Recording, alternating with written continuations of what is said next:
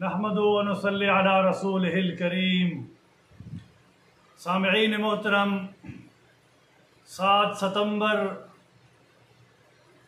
1974 میں قادیانیت کو کافر قرار دیا گیا۔ قادیانی کافر ہیں متفقہ طور پر۔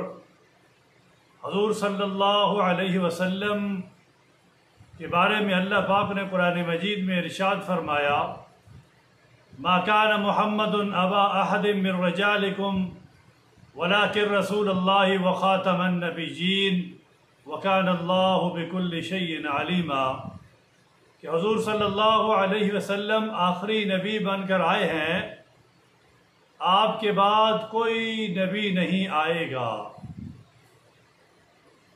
حضور صلی اللہ علیہ وسلم اپنی زندگی میں خود ارشاد فرما گئے، انا خاتم النبیین لا نبی بعدی، کہ میں آخری نبی بن کر آیا ہوں، میرے بعد کوئی نبی نہیں آئے گا۔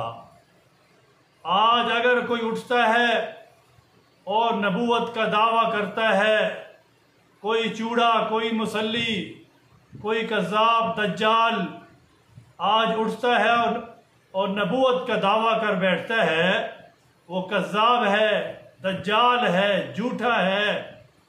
حضور صلی اللہ علیہ وسلم آخری نبی بن کر آئے ہیں، آپ کے بعد نبوت کا دروازہ بند ہو گیا، کوئی نبی نہیں آئے گا۔ 1974 میں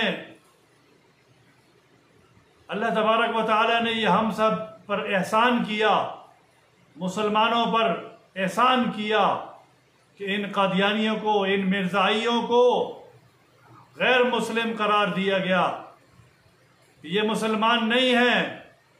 لیکن آج یہ قادیانی مسلمانوں کو دھوکہ دیتے ہیں، لا الہ الا اللہ محمد الرسول اللہ پڑھتے ہیں، لیکن نعوذ باللہ محمد سے مراد مرزا غلام احمد قادیانی کو لیتے ہیں۔ یہ بڑے کافر ہیں، اس لیے شیطان، شیطان، قادیان، ان تینوں سے بچنا چاہیے۔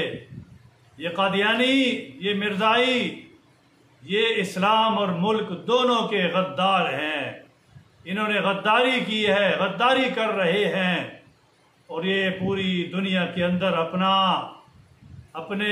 اپنی بات کو اور اپنے مشن کو پھیلاتے جا رہے ہیں۔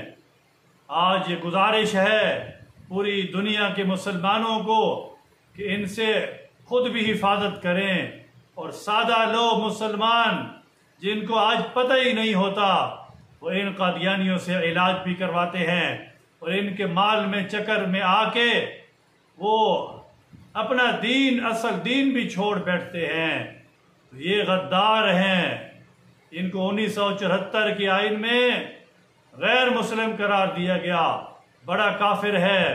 ان کے ساتھ لین دین، اٹھنا بیٹھنا، کھانا پینا، ان کے ساتھ کوئی دوستی اور ان کے ساتھ تجارت، سب یہ ناجائز ہے، بالکل ان سے بچنا چاہیے۔